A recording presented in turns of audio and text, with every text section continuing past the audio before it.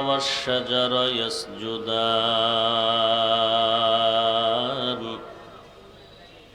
وفضل زمانا على زمان كما فضل مكانا على مكان وإنسانا على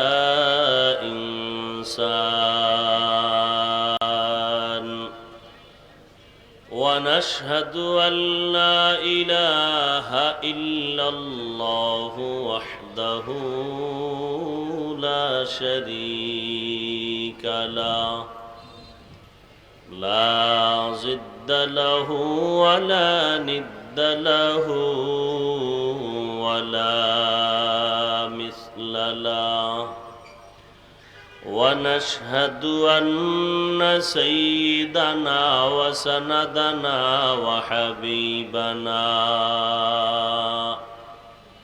وحبيب ربنا وطبيبنا وطبيب قلوبنا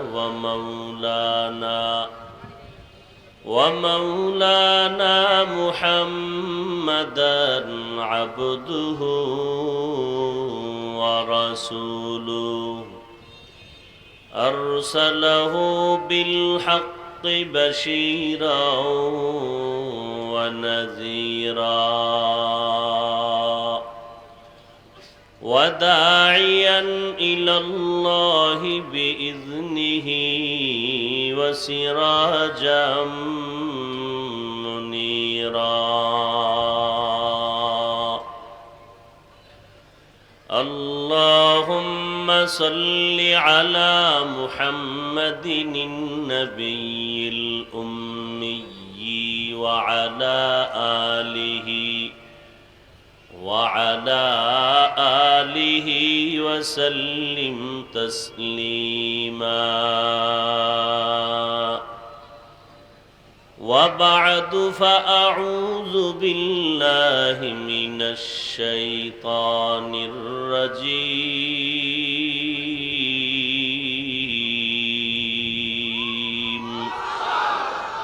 بسم الله الرحمن الرحيم لقد كان لكم في رسول الله أسوة حسنة وقال تعالى ما آتاكم الرسول فخذوه وما نهاكم عنه فانتهوا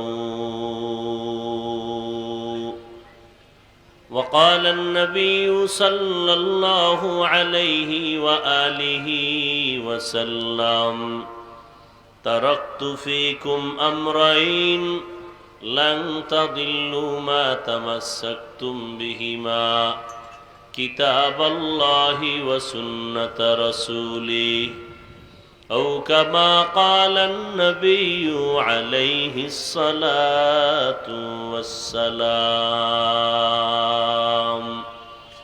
صدق الله مولانا العظيم وصدق رسوله النبي الأمي الكريم ونحن على ذلك من الشاهدين والشاكرين والذاكرين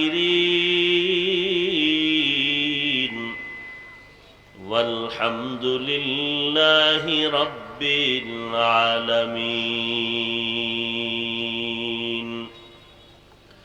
سبحانك لا علم لنا إلا ما علمتنا إنك أنت العليم الحكيم رب اشرح لي صدري ويسر لي أمري واحلل عقدة من لساني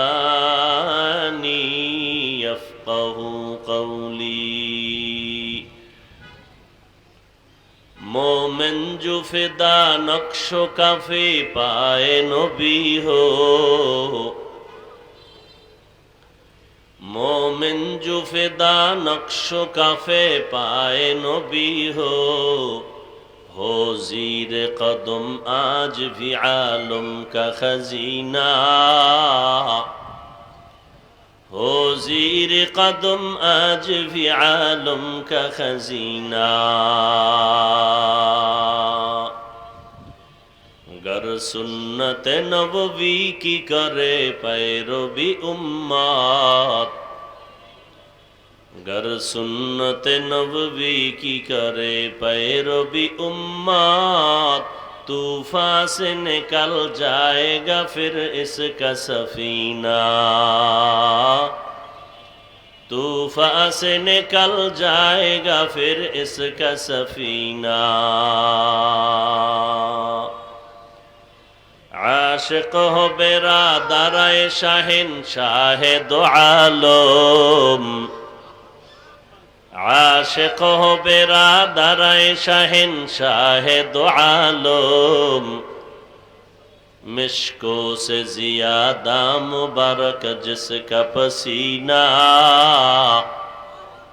मिश्को से ज़ियादा मुबारक जिसका पसीना।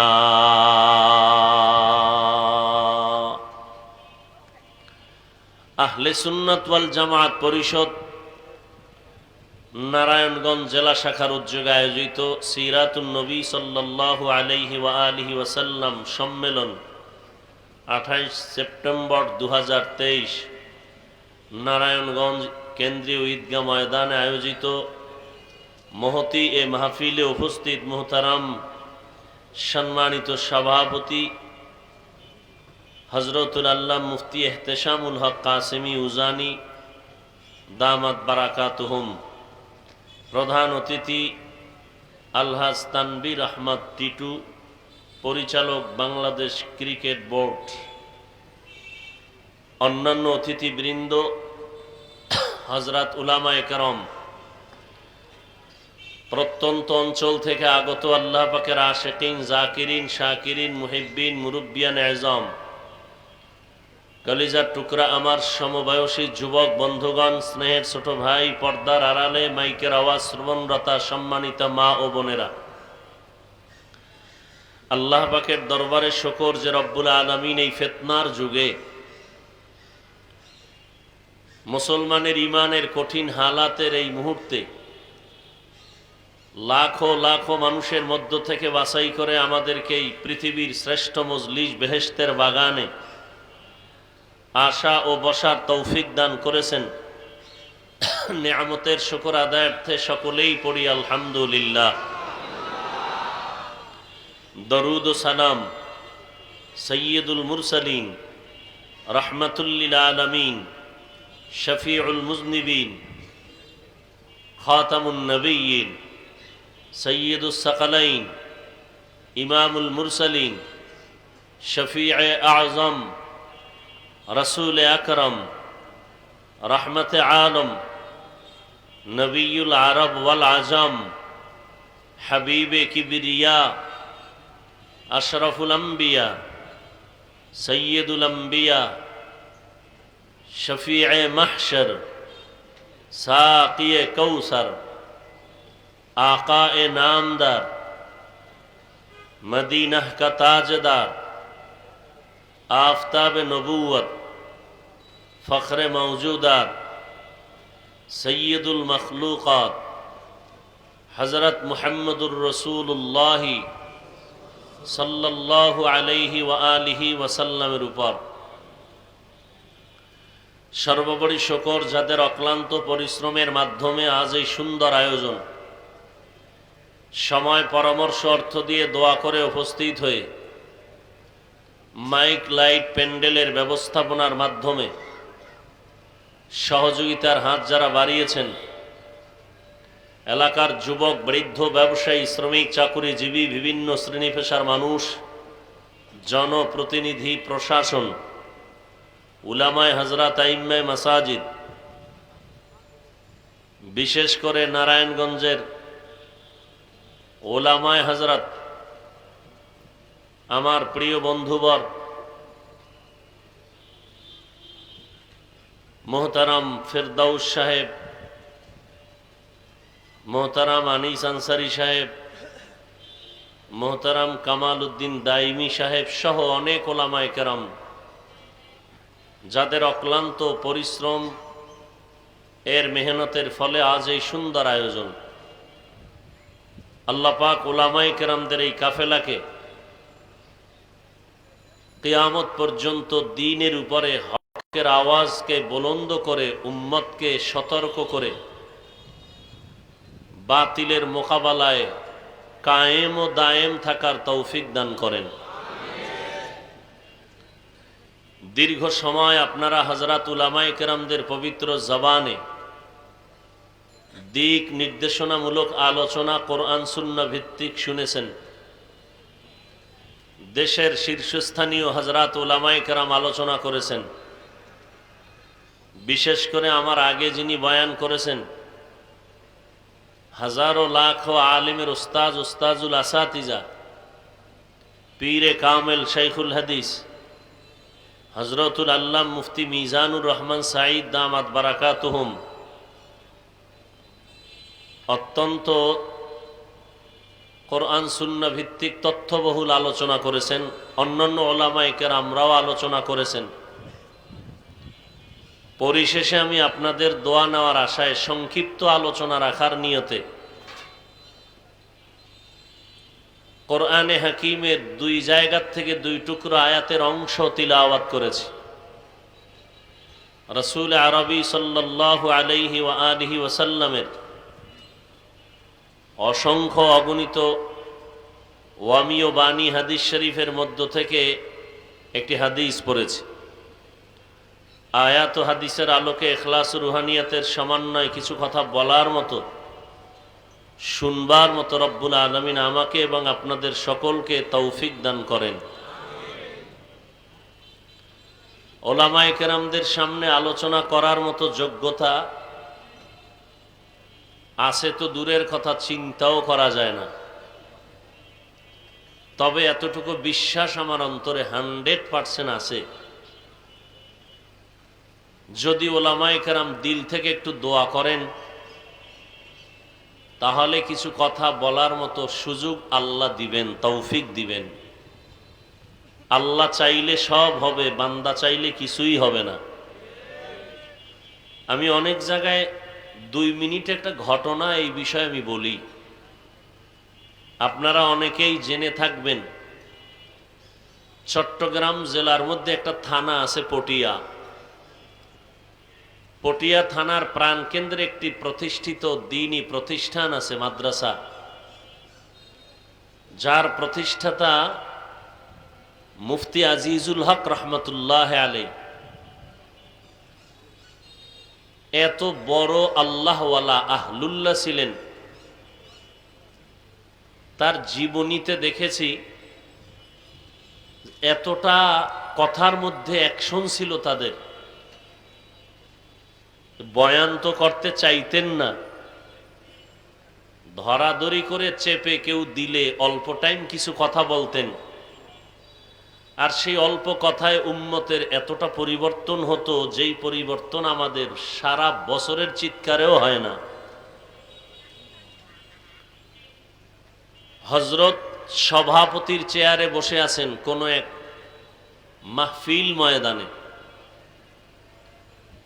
তার পার্শ্বে এক আলোচক বক্তা বক্তব্য দিতেছিলেন, বয়ান করতেছিলেন। বয়ান এত সুন্দর হচ্ছিল,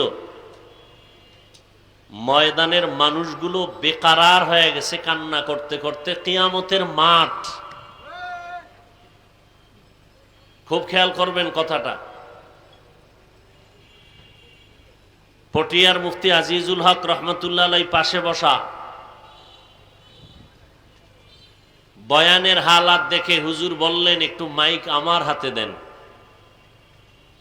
আল্লাহ ওয়ালাদের হালাত ভিন্ন সময় বিভিন্নভাবে হয়ে থাকে। মাইক হাতে নিয়ে বয়ান বন্ধ করে উম্মতের সামনে বললেন, আমি আজিজুল হক, তাসাউফের লাইনে, তাসকিয়ার লাইনে আল্লাহ আমাকে যা দিয়েছেন এর কিছু ধারাবাহিকতায় আমি এই বক্তা সাহেবকে এজাজত দিলাম, খেলাফত দিলাম। খুব খেয়াল করবেন, বয়ান থামাইয়া মাঝখানে কথা বলে আবার বয়ানে দিলেন। বক্তা সাহেব আবার বয়ান শুরু করলেন। বয়ান শুরু করার পরে আগের মতো বয়ান আর হয় না। যথেষ্ট পরিমাণ চেষ্টা চালাইতে শুরু করলেন, অনেক চেষ্টা, কিন্তু আগের মতো বয়ান আর উঠে না। মুফতি আজিজুল হক রহমতুল্লাহ আলাই অবস্থা বুঝে আবার বললেন, মাইক আমার হাতে দেন। মাইক হাতে নিয়ে বললেন, উম্মতকে আমি যে খেলাফত দিয়েছিলাম তা ফিরাইয়া নিলাম। তিনি আবার প্রশ্ন তুললেন, আপনারা বলবেন খেলাফত ফিরাইয়া নিলে দিলাম কেন, দিলে আবার নিলাম কেন? বলে, প্রথম তখন যিনি বয়ান করতেছিলেন তার রুহানিয়াত ও মারেফতের দিকে আমি চিন্তা করে আমি খেলাফত দিয়েছি, কিন্তু এখন বাস্তব আমার সামনে ভেসে উঠল, আমার শরহে সদর হয়ে গেল যে এই রুহানিয়াত এটা তার ব্যক্তিগত নয়, তার মধ্যে কিছুই নাই। তো তার বয়ানের মধ্যে যে রুহানিয়াতের ঢেউ খেলতেছিল, এটা তার ব্যক্তিগত মুজাহাদার কারণে নয়, ময়দানের ভেতরে বুজুর্গ বসে আছে, তার তাওয়াজ্জু তার কলবে লেগেছে। ময়দানের কোন এক বুজুর্গের তাওয়াজ্জু তার কলবে লেগেছে, তো কথা বের হচ্ছে। কথা বুঝেন? আমি ওই ঘটনা টেনেই বলবো, আমার মধ্যে কিছু নাই। এটা আমি সব সময় বলি, সব জায়গায় বলি, এবং এটাই বাস্তব। আমার মধ্যে কিচ্ছু নাই বললে যদি খানিকটা আমার সম্মান কমে যায়, কমে যাক।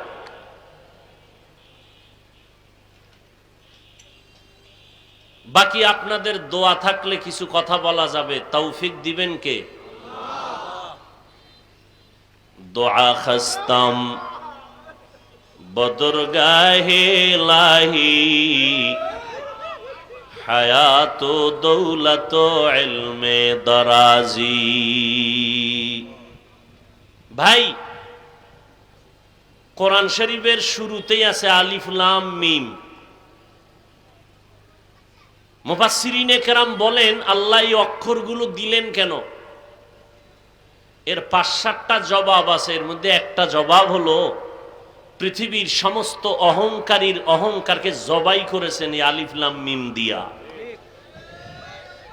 আমি মনে করি আমার মতো খতিব কেউ নাই, বড় আলেম, বড় মুফতি কেউ নাই। অনেক জানি, অনেক জানি, অনেক জানি। আল্লাহ কয়, কি জানো? জানুই যদি তো আলিফ লাম মিমের ব্যাখ্যা করে ঢুকো। সেখানে ঢুকিয়েই সবাই বলে, আল্লাহু আলামু বিমুরাদিহি বিযালিক। আলিফ লাম মিম নিয়ে আমি কিছুই জানি না, এর রহস্য আল্লাহই ভালো জানেন। তো তুমি এখানে যেহেতু দুর্বল, অতএব এই দুর্বলতা নিয়ে ঢুকো, তো কোরআন থেকে কিছু পাইবা। এলেমের টোটাল আল্লাহ পাক এর গোডাউন বানাইছেন আমার রসুলকে।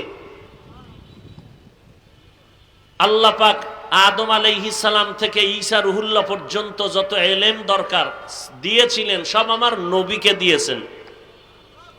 নবীজি পাইয়া খুশি হয়ে বলেন, উতিতু ইলমাল আউয়ালিন আল আখিরিন। আল্লাহ আমাকে আউয়াল ও আখিরের এলেম দিয়ে দিছেন, আমি খুশি। আল্লাহ বলেন, আপনি তো খুশি, ঠিক আছে। আমার পকেটে 1,00,000 টাকা আছে, একজনে আমার কাছে 5,000 টাকা চাইলো, আমি 1,00,000 টাকা থেকে 10,000 দিয়ে দিলাম। চাইলো কত? দিলাম কত? খুশি না বেজা? খুশির ঠেলায় লাভ দিয়ে লঙ্গি ছিঁড়ে ফেলছে। এত খুশি, চাইলাম 5, দিল 10, অনেক দিয়েছে। আমি বললাম আমার পকেটে যেই পরিমাণ টাকা আছে সেই হিসাবে কিছুই দিই নাই।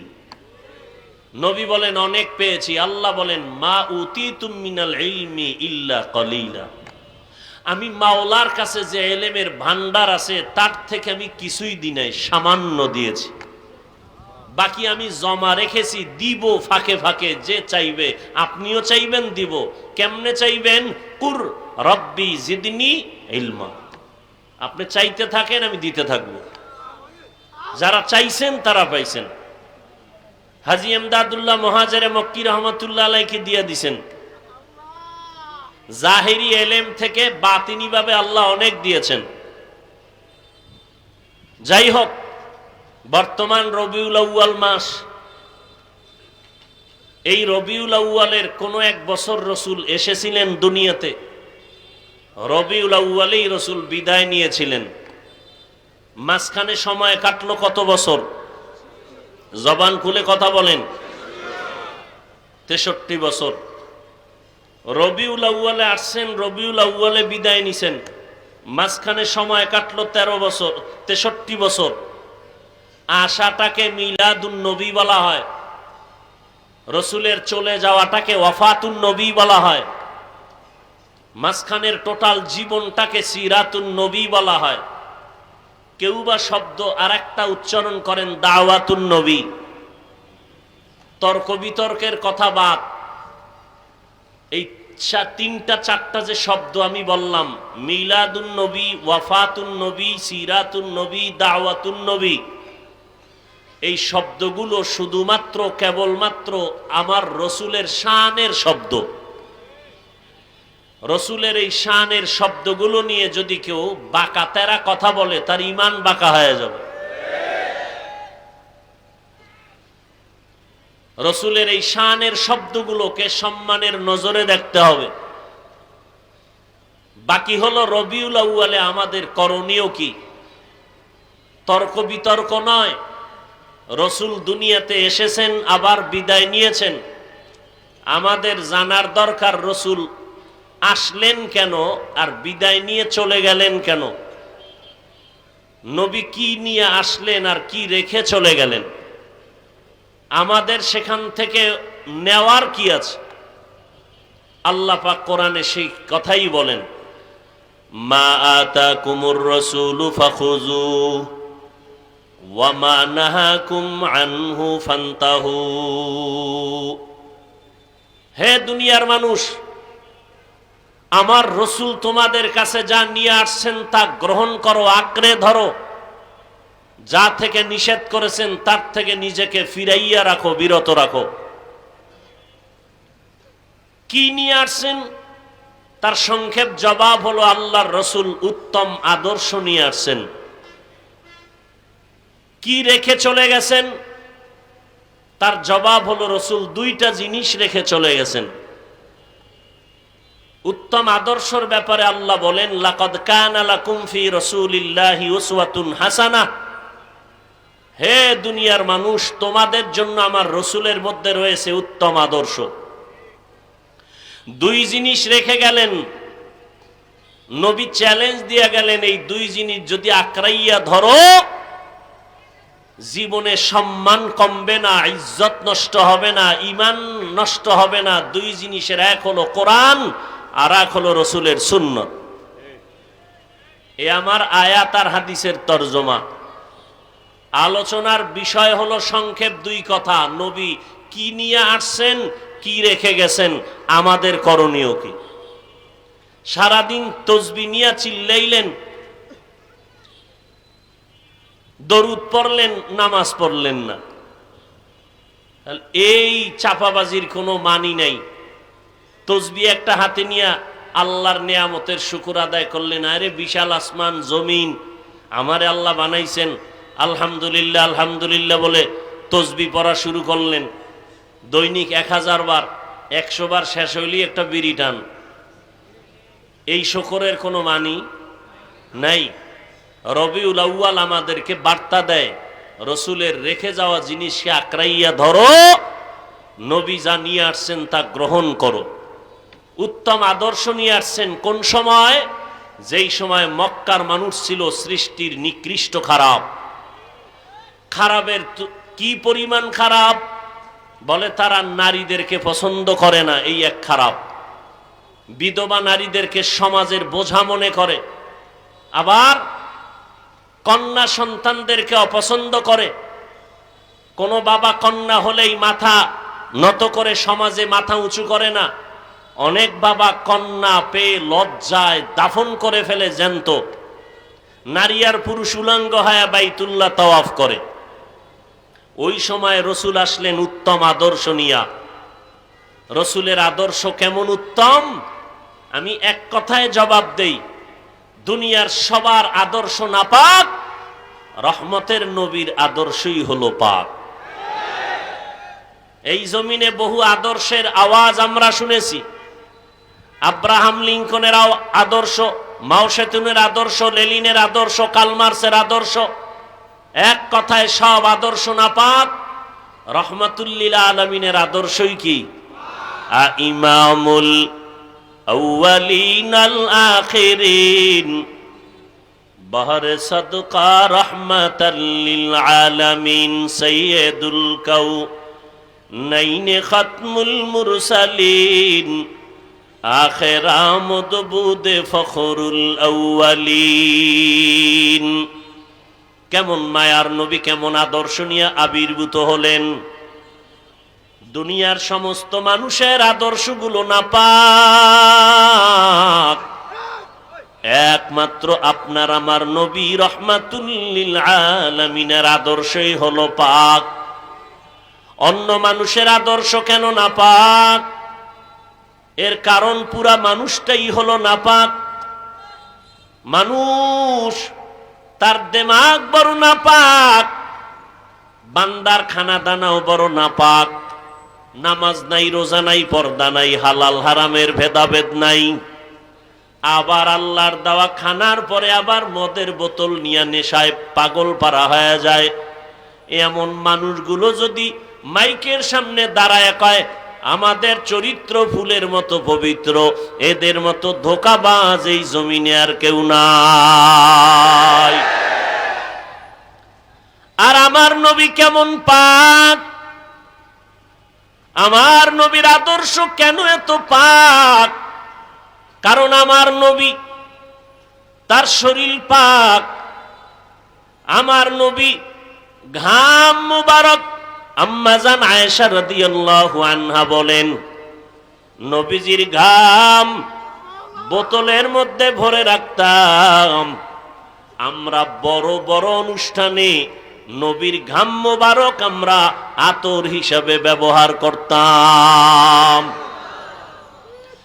রহমতের নবী 63 বছর হায়াত। জীবনী তালাশ করো, একটা মিথ্যা কথা আমার নবী জীবনে বলেন নাই। এমন একজন নেতার নাম কও যেই নেতার হায়াতে মিথ্যা নাই। এমন একজন মনীষীর নাম বলো যেই মনীষী মিথ্যা বলে না। বরং আল্লাহর বান্দারা মিথ্যা না বললে তাদের চাকরি ও ব্যবসা চলে না। আমার নবী এমন সত্যবাদী নবী, দুশ্মনেরা পর্যন্ত আল আমিন উপাধি দিল। যদিও নবীরে গালি দেয়, গোপনে নবীর কাছে আমানতের মাল রাখে। মুহাম্মদ যতই বিরোধিতা করি আমাদের মাল নষ্ট করবে না, আমানতের খেয়ানত করবে না। আমার নবী এতটাই পাক, আমার নবীর শরীর মোবারকে মশা মশি পড়া হারাম। সূর্যের গরম নবীরে কষ্ট দেয় না, মেঘের খণ্ড নবীরে ছায়া দান করে। আমার নবী রাস্তা দিয়া চলছেন, রাস্তার দুপার্শ্বের গাছ নত হইয়া নবীরে সালাম জানায়। জঙ্গলের হরিণেরা, পশু পাখি আমার নবীরে সালাম দেয়। আমার কে যায় ওই জায়গায় যেখানে নবীর কদম পড়ে, দীর্ঘদিন ওই জায়গা থেকে মেশকের ঘেরান আসতে থাকে। সেই নবীর উম্মত আমরা। আল্লাহর নবীকে আল্লাহ এমন উত্তম আদর্শ দিয়ে পাঠাইলেন, জমিনের মধ্যে উত্তম আদর্শ যখন মানুষ গ্রহণ করতে আরম্ভ করলো, মক্কার মানুষ এত দামি হয়ে গেল। আল্লাহ তাআলা ইন্তেকালের আগে জান্নাতের সুসংবাদ দিয়ে দিলেন 10 জন সাহাবাদেরকে। অন্য সাহাবায়ে কেরামদের ব্যাপারে আল্লাহ বললেন রাদিয়াল্লাহু আনহুম ওয়া রাদু আন। নবীর আদর্শ গ্রহণ করার কারণে 10 বছরের বয়সের সন্তান হযরত আলী আমার নবীর হাতে কালেমা পড়া শুরু করলেন। আমার নবী অল্প টাইমে গোটা দুনিয়াটাকে আলোকিত করে ফেললেন।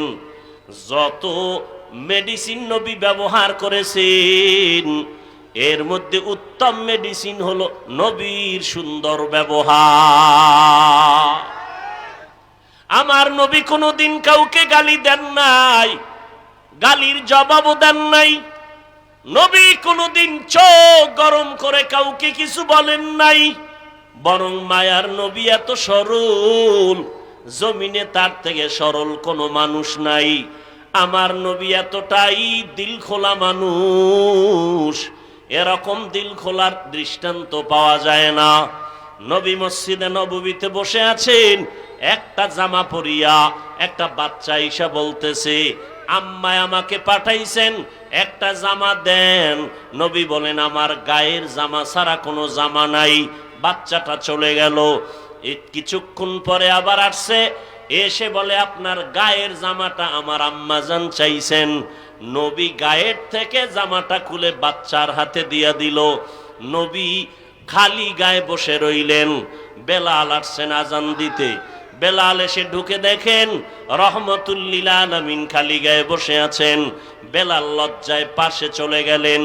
আল্লাহ জিবরাইলকে পাঠাইয়া আয়াত নাজিল করে বললেন ও পয়গম্বর, এত বেশি দান করবেন না যাতে করে আপনার লজ্জা পাইতে হয়।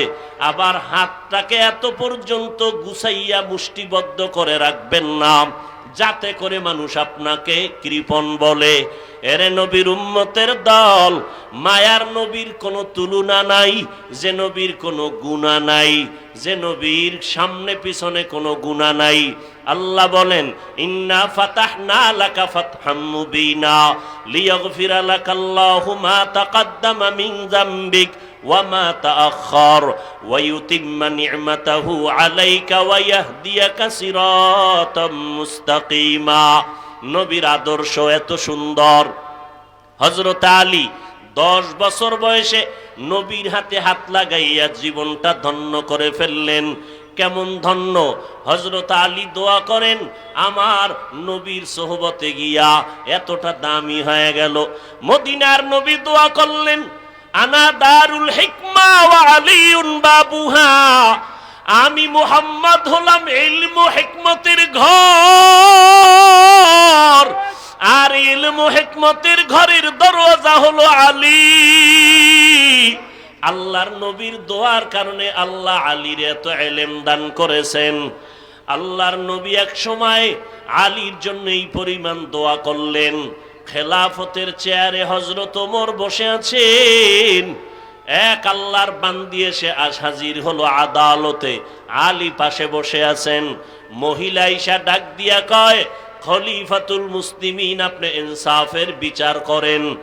আমি বড় অপরাধী, আমি একটা জেনাকারিনী মহিলা, আমার গর্ভের মধ্যে একটা অবৈধ বাচ্চা আছে।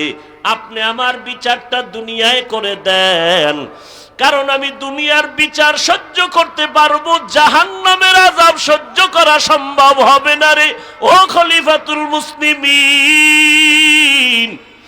দুনিয়ায় কষ্ট সহ্য করা সম্ভব, জাহান্নামের কষ্ট সহ্য করা সম্ভব হবে না। মহিলা যখন নিজের অপরাধের কথা স্বীকার করেছে, ওমর বলে জল্লাদ তরবারিতে নিয়ে রেডি হয়ে যাও। ওই মহিলা নিজেই স্বীকার করলো জিনাকারিনী, গর্ভের মধ্যে একটা অবৈধ বাচ্চা, তাকে হত্যার জন্য প্রস্তুতি নাও। যখন জল্লাদ রেডি হয়ে গেল, পার্শ্বের থেকে হযরত আলী ডেকে বলতেছেন খলিফাতুল মুসলিমিন, একটু ভেবে চিন্তে কথা বলবেন। বলে বলো আলী কি? বলে বিচারটা এখন করা যাবে না, কারণ নিজে মহিলা অপরাধ স্বীকার করেছে, মহিলা জিনাকারিনী, মহিলার অপরাধ আছে, বিচার করবেন, কিন্তু গর্ভের বাচ্চার তো কোনো অপরাধ নাই।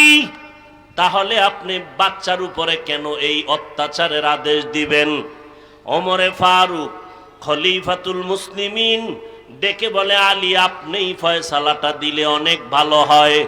হযরত আলী ফয়সালা দিলেন, এরে আম্মা যান, নিরাপদে আপনি বাড়িতে চলে যান। বাড়িতে যাইয়া নির্দ্বিধায় জীবন যাপন করবেন, খানা খাবেন, বাচ্চাটা দুনিয়াতে আসার ব্যবস্থা করবেন। যেদিন বাচ্চা ভূমিষ্ঠ হবে, বাচ্চাটাকে আরামে লালন পালনের ব্যবস্থা করবেন। বাচ্চা লালন পালন করে বড় বানাবেন, কোনো পেরেশানি মাথায় নিবেন না। বাচ্চা যখন নিজের পায়ে দাঁড়াইয়া কামাই রুজি করতে পারবে, ওই সময় আপনি আসবেন আদালতে, তখন আপনার বিচার হবে, বাচ্চার উপরে জুলুম করা হবে না। হযরত আলী এই ফয়সালাটা দিতে দেরি। ওমরে ফারুক দেখে বলেন, লাউলা আলিউল্লাহ লাকা উমার, আজকে যদি আলী আমার পার্শ্বে না থাকতো, আমি ওমর না জানি ধ্বংস হয়ে যাইতাম। এলমেরা জাজো করদান বেহিসাব, খলকে রাদাদান জওয়াবে বাসওয়াব, হক না দারদ দোস্তে খলকা জারেরা, নিস্তে ই খসলতে একে দিনদারেরা। ভাইরা আমার, রবিউল আউয়ালে নবী উত্তম আদর্শ নিয়ে জমিনের মধ্যে আবির্ভূত হলেন। এ নবীর আশিক, আমার নবী রবিউল আউয়াল, শুধু রবিউল আউয়াল না, আমার নবী 12টা মাসের মধ্যে যতদিন সোমবার ছিল, বৃহস্পতিবার ছিল, নবী রোজা রেখেছেন। সাহাবায়ে কেরাম, নবীর আশিকরা, নবীর থেকে আমল পেয়ে তারা আমল করেছেন। নবীকে প্রশ্ন করা হয়েছিল, নবী সোমবার দিন রোজা রাখেন কেন? নবী বলেন, 2 কারণে রোজা রাখি। এক কারণ, আল্লাহ কোরআন নাজিল করেছেন, যেই দিন সূচনা করেছিলেন ওই দিনটা ছিল সোমবার, আমি রোজা রাখার মাধ্যমে তার শুকর আদায় করি। দুনিয়াতে আমি যেদিন আসছি ওই দিনটা ছিল সোমবার, আমি রোজা রাখার মাধ্যমে আমি মিলাদুন নবীর শুকর আদায় করি। ও নবীর উম্মতের দল, আমার মায়ার নবীর শুকর যদি আদায় করতে চাও, নবীর আদর্শের বাহিরে গিয়া কোনো আদর্শ পালন হবে না।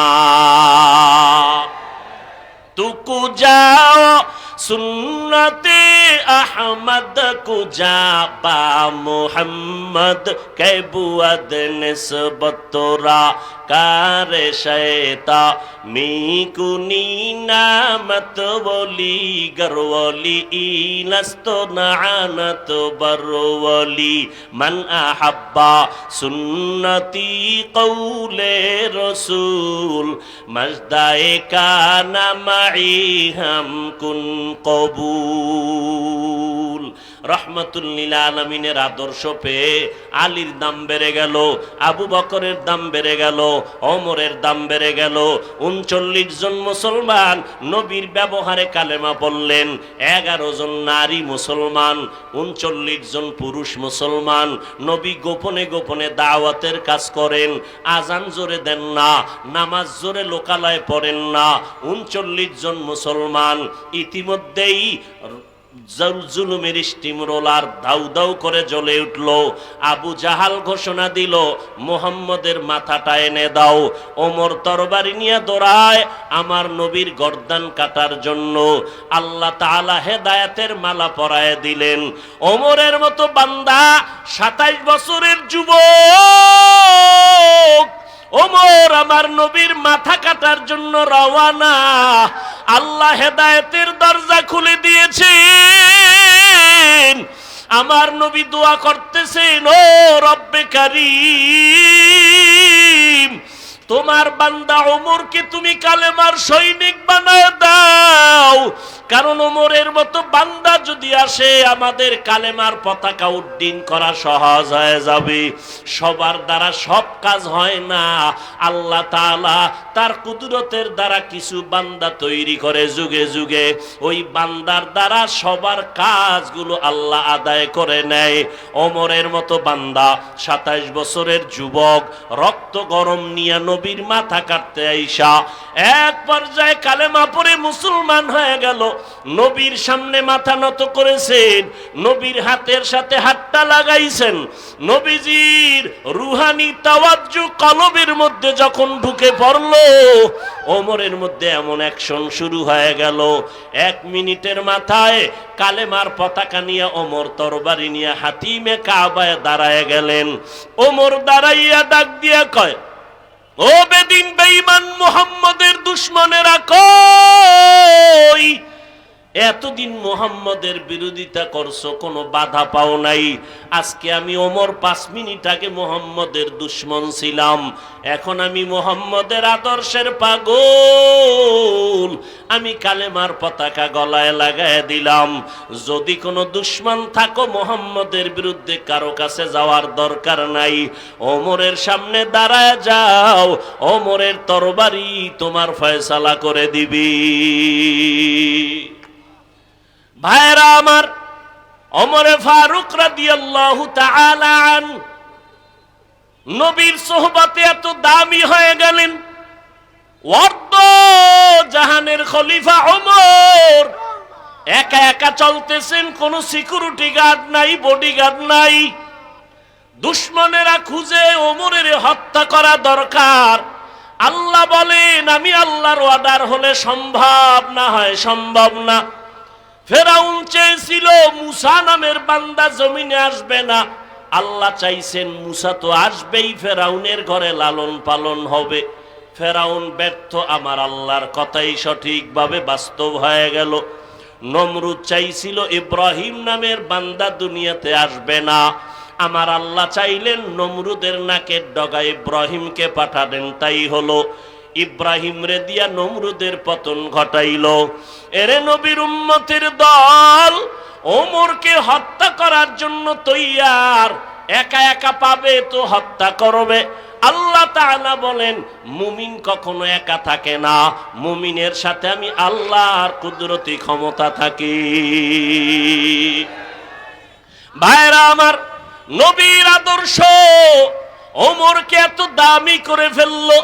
আম্মা জান আয়েশা রাদিয়াল্লাহু আনহা রাহমাতুল লিল আলামিনকে একদিন জিজ্ঞাসা করেন, নবী আপনার সাহাবায়ে কেরামরা আপনার সোহবতে সে ধন্য হলো? বলে হ্যাঁ। ধন্য হওয়ার ভেতরে মর্যাদার দিক থেকে কার সম্মান সবার উপরে? আমলের লাইনে। নবীজি বললেন ওমর সবার উপরে। আম্মা জান চাইছিলেন তার আব্বা আবু বকরের নামটা বলবেন, নবী আবু বকরের নাম বললেন না, ওমরের নাম বললেন। এত পরিমাণ ওমরের মূল্য, আল্লাহ নবী বলেন আকাশের মধ্যে নক্ষত্র যেই পরিমাণ দেখো অগণিত, ওমরের আমলের থেকে আরো বেশি। আম্মা জান বললেন আমার আব্বা জানের খবর কি আবু বকর? আল্লাহর নবী বলেন আবু বকরের কথা তো ভিন্ন আলোচনা। ও আয়েশা, আবু বকরকে আল্লাহ এত মর্যাদা দান করেছেন, আমার সমস্ত মুমিনদের নেক আমল যদি এক পাল্লায় দেওয়া হয়, ওমর আর আবু বকরের আমল যদি ভিন্ন পাল্লায় রাখা হয়, সারা দুনিয়ার মুমিনের আমল থেকে আবু বকরের আমলের পাল্লা ভারী হয়ে যাবে। নবীর সোহবতের কারণে আজ এত দাম। আজ আবু বকরের নাম, ওমরের নাম। এরে নবীর উম্মতের দল, আজকে ঈদগাহ ময়দানে রাত গভীর, এতগুলো মানুষ, দুনিয়ার কোন কোটিপতি যদি বসাইয়া রাখতে চাইতেন, তাদেরকে আনার জন্য ফ্রি গাড়ি দেওয়া লাগতো, ভাড়া দেওয়া লাগতো, লাগতো নি? আসার পরে বসার জন্য ভিআইপি ব্যবস্থা, তাও লাগতো। এরপরে ফাঁকে ফাঁকে নাস্তা খানা দেওয়া লাগতো, বসার বিছানাও উত্তম দেওয়া লাগতো। আবার এতগুলো মানুষকে নিয়ন্ত্রণ করার জন্য বিভিন্ন আইন শৃঙ্খলা বাহিনী লাগতো। কিন্তু আজ ঈদগাহ ময়দানে নজর করে দেখো রে বাবা, হাজার হাজার মুসলমান, কাউকে টাকা দেওয়া হয় নাই, ভাড়া হিসাবে হয়েছে। কি বলেন, হইছে? নাস্তা, বসার বিছানাটাও ভালো না। তাকাইয়া দেখো এই মানুষগুলো কোনো ভিআইপি নন ভিআইপি নাই, কে বড় কে ছোট, কে আলেম কে মূর্খ, সব এক কাতারে বসে গেল, কোনো কষ্ট নাই। নিয়ন্ত্রণের জন্য কোনো পুলিশ নাই, কোনো র্যাব লাগলো না। ও বান্দা, এইগুলো কেমনে সম্ভব? একমাত্র কারণ মদিনার নবীর আদর্শের কারণেই সম্ভব। তুকু যাও সুন্নতে আহমদ কুজা বা মুহাম্মদ কাইবুয়াদ নিসবতরা। নবীর আদর্শের মালা গলায় লাগাও। আজকে নবীর আদর্শের কারণেই আমাদের এত সম্মান এই জমিনের মধ্যে। ও নারায়ণগঞ্জের যুবক, ও বৃদ্ধ বাবাজি, পর্দার আড়ালের আম্মা জানেরা, দুনিয়াটা কিছুই না রে বাবা, আমার নবীর আদর্শের কারণে আজ আমরা সম্মান থেকে লাঞ্ছিত হয়ে যাই নাই। এই জমিনের মধ্যে আল্লাহর নবীর চ্যালেঞ্জ দেওয়া দুই জিনিস যারা আঁকড়ায় ধরবা তাদের সম্মান যাবে না। আজকে দুনিয়াতে যাদের কাছে সুন্নতের আমল আছে, কোরআন আছে, এদের মতো সম্মানের জমিনে বর্তমানেও কেউ নাই। করোনা গেল, মহামারী, স্কুল কলেজ বন্ধ, চাকরিওয়ালার চাকরি বন্ধ, ব্যবসায়ীর ব্যবসা বন্ধ। তাকাইয়া দেখছো রে বাবা, আল্লাহর শুকর, কোরআনওয়ালাদের একটা মাদ্রাসাও বন্ধ হয় নাই। হেফাজতের মালিক কে? এর এলাকার মুসলমান যুবক, নবীর আদর্শের মালাটা গলায় লাগাও। আজকে নবীর জন্য পাগল, কিন্তু এই যে আমাদেরও ময়দানে হাজার হাজার আল্লাহর আশেক, নবীর আশেক বসে আছে, দুঃখ অন্তরে ভরা। এমন আশেক এখানে আছেন, আজকে ফজরের নামাজ পড়ে নাই, জোহর পড়ে নাই, আসর পড়ে নাই, মাগরিব পড়ে নাই, এশাও পড়ে নাই। কি আছে না নাই? নামাজ ছেড়ে দেওয়ার সুযোগ আসেনি? কথা বলেন। নামাজ কয় ওয়াক্ত? আর ওজরে বলেন, শুধু শুক্রবার দিন না প্রতিদিন? কয় প্রতিদিন তো দূরের কথা, জুমার দিন গিয়াও মানুষ ভালো করে নামাজ পড়ে না। আগামীকাল জুমাবার, মসজিদে যাইয়া সব বোঝাই, দোতলা তিনতলা চারতলা সব ছাদ খালি নাই, রাস্তা বন্ধ। কমিটি কয় টাকা দাও, আরো বাড়ানো দরকার। এত মানুষ জুমায় হয়ে গেল, এরা ফজরে কইছিল? এরা সব কাওরান বাজার থেকে আয় না। জুমার নামাজে এত মুসল্লি, এরা ফজরে কই? আবার যে জুমা ঈশা নামাজ পড়লো, পুরা নামাজটাও পড়লো না। খতিব বা ইমাম সাহেব সালাম ফিরানো মাত্র দৌড়, ঠিক নি? অথচ সালামের পরে আরো 4 রাকাত নামাজ পড়া লাগবে, না পড়লে গুনাহ হবে, গুনাহ হবে, গুনাহ হবে। জুমার নামাজ পড়তে আইসাও বান্দা কিছু সওয়াব আর 4 রাকাত নামাজ না পড়িয়া কিছু গুনাহ নিয়ে বাড়ি যায়। এর কারণ শুধু একটা, 5 ওয়াক্ত নামাজ না পড়ার অভিশাপ।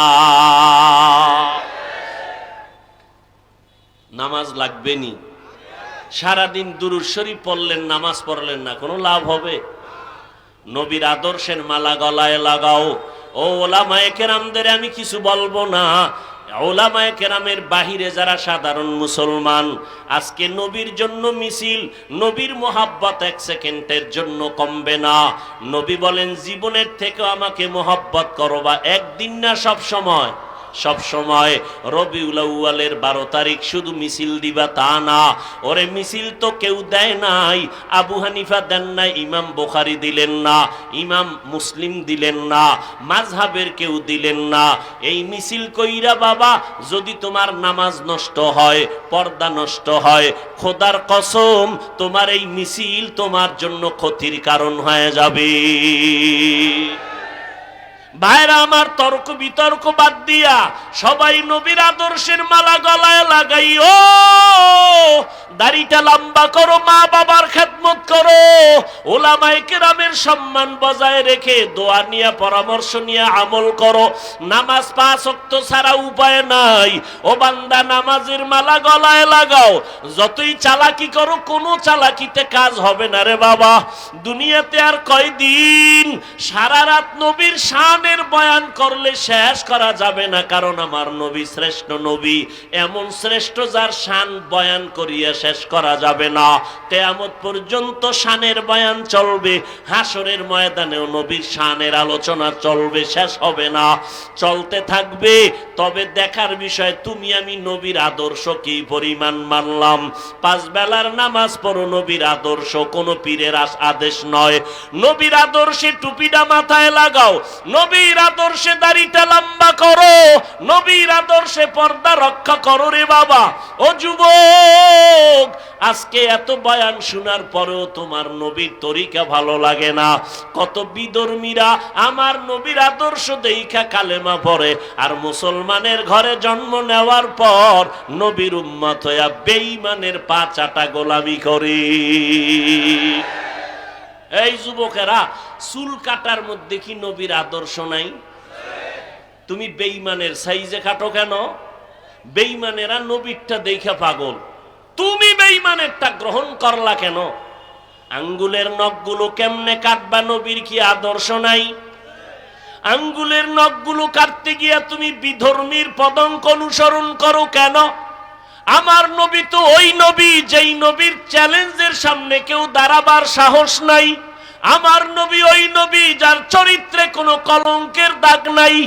আমার নবীর মুজিজা কোরআন এখনো তো আছে, যেই কোরআনের তেলাওয়াত শুনলে মানুষ পাগলের মতো হয়ে যায়, যেই কোরআন দেখলে কলিজা ঠান্ডা হয়। আজ নবীর মুজিজা কোরআন আছে, ওই নবীর তরিকা বাদ দিয়ে তুমি বিধর্মীর অনুসরণ কেন করো?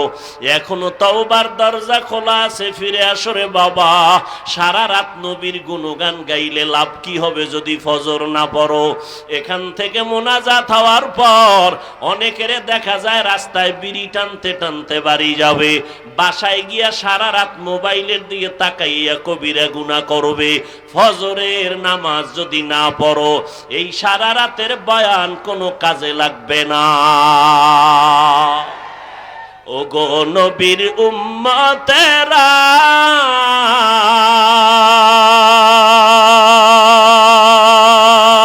হয়ে আজি দিশাহারা, কোরআন হাদিসের চলো যখন যাহা চায় মনে, নবী বিনে কে তরবে ফুলসিরাত মিজানে, নবী বিনে কে তরবে ফুলসিরাত মিজানে।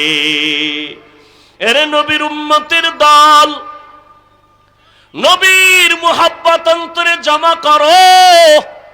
সাহাবী হুযায়ফা রাদিয়াল্লাহু তাআলা কোন এক দুনিয়াদার বাদশার দাওয়াতে গেছেন, খানা খাইতে বসছেন, দস্তারখান বিছাইছেন, খানা পড়ে গেল, উঠাইয়া খাইছেন। দুনিয়াদারেরা কয় এটা কেমন দেখা যায়?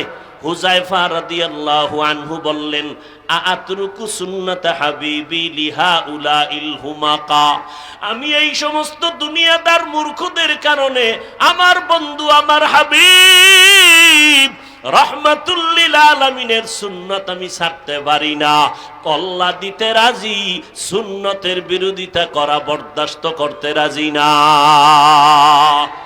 এরে যুবক আল্লাহর গোলাম, রবিউল আউয়াল থেকে যদি তওবা করে টুপি লাগাও, নামাজ পড়ো, পর্দা করো, মা বাবার খেদমত করো, নবীর তরিকা মতো চলো, তো তোমার জন্য রবিউল আউয়ালের আলোচনাটা সার্থক হবে।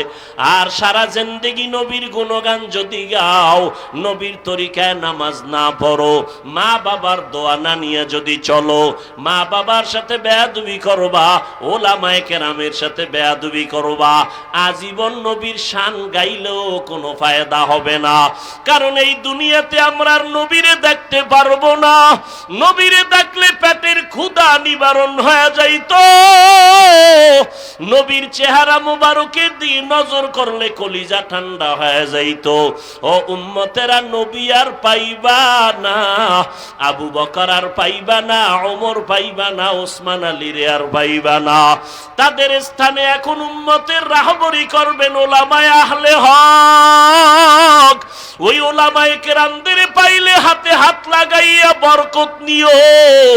উলামাদের থেকে দোয়া নিয়া, পরামর্শ নিয়া আমলের জন্য রেডি হও।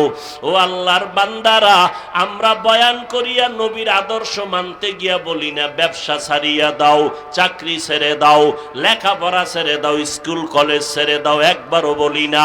বরং ব্যবসায়ী ভাই ব্যবসা করো, কোনো বাধা নাই। চাকরিজীবী চাকরি করো, বাধা নাই। স্কুল কলেজে পড়ুয়া পড়ো, কোনো বাধা নাই। ওখানে থাইকা নবীর তরিকা মেনে চলো, 5 বেলার নামাজ পড়ো, মা বাবার দোয়া নিয়ে চলো, ওলামায়ে কেরামের পরামর্শ নিয়ে আগাও। ডাক্তারি পড়ো, বাধা নাই। ইঞ্জিনিয়ারিং পড়ো, বাধা নাই। ও যুবক, তাকায় দেখো তোমার মতো কত যুবক স্কুল কলেজে পড়ে, 5 ওয়াক্ত নামাজি আছে না নাই? তুমি কেন পারবা না রে বাবা? তোমার মতো কত বান্দা র্যাব, আর্মি, পুলিশ, বিডিআর এর চাকরি করে 5 ওয়াক্ত নামাজ পড়ে, অভাব নাই। নিজের বিবেকটাকে জিজ্ঞাসা করো, কেন পারবা না রে বাবা? ও পর্দার আড়ালের আম্মা জান, আপনাদের জীবন কত ধন্য। আপনারা নবীদের মায়ের মতো মা, সাহাবায়ে কেরামদের মায়ের মতো মা, আপনারা আবু বকরের মায়ের মতো মা, আপনারা আলেম হাফেজদের মায়ের মতো মা, আপনারা আম্মা জান আয়েশা রাদিয়াল্লাহু আনহার মতো ধন্য নারী, আপনারা খাদিজা রাদিয়াল্লাহু আনহার মতো ধন্য নারী, আপনারা ফাতেমা রাদিয়াল্লাহু তাআলা আনহার মতো বড় দামি নারী।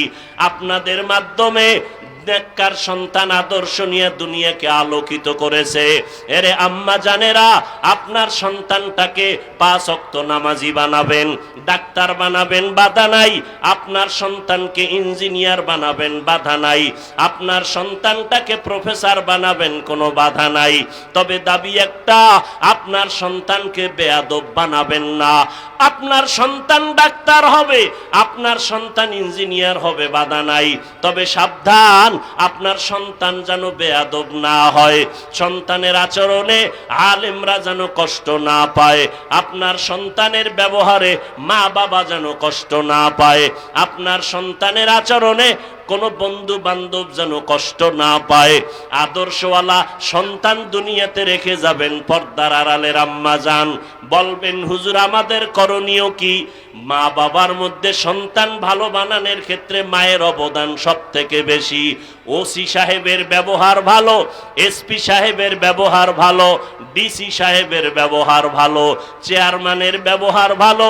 আল্লাহর কসম করে বলি, এটা তাদের ব্যক্তিগত বাহাদুরি নাম। যত ভালো দেখা যায় সব হলো মায়ের অবদান। মায়ের আদর্শের কারণে সন্তানের আখলাক চরিত্র ভালো। এই জন্য নবীজি বলেছেন, ও দুনিয়ার নারীরা, দুনিয়ার মধ্যে তোমাদের মতো শ্রেষ্ঠ সম্পদ আর কেউ নাই, নেককারিনী নারীরা। এরে পর্দার আড়ালের আম্মা জান, স্বামীর মাল হেফাজত করবেন, সন্তানগুলো আদর্শওয়ালা নামাজি বানাবেন। আপনার সন্তান ডাক্তার হবে, ইঞ্জিনিয়ার হবে, সবার থেকে দোয়া পাবে। ও যুবকেরা, এখনো সময় আছে, তওবা করে নাও। নবীর তরিকা ছাড়া আর কোনো নাজাতের পথ নাই। নবীর আদর্শ ছাড়া হাসরের ময়দানে সুবহান পাওয়ার উপায় নাই। এরে নবীর আশিকির দল, এখনো সময় আছে, তওবা করে নাও। মনেরে বুঝাইয়া বলো, রে মন, আমার মতো কত বান্দা যুবক জীবনে মাদ্রাসায় পড়ে নাই, জেনারেল লাইনে পড়িয়া নবীর তরিকা মতো চলে, নামাজ পড়ে, পর্দা করে, হালাল খায়। আমি কেন পারবো না? ও আল্লাহ, তুমি আমাকে তৌফিক দান করো। আল্লাহর কাছে তৌফিক চাও, তওবা করো। কারণ এই দুনিয়া কিছুই না, চোখের সামনে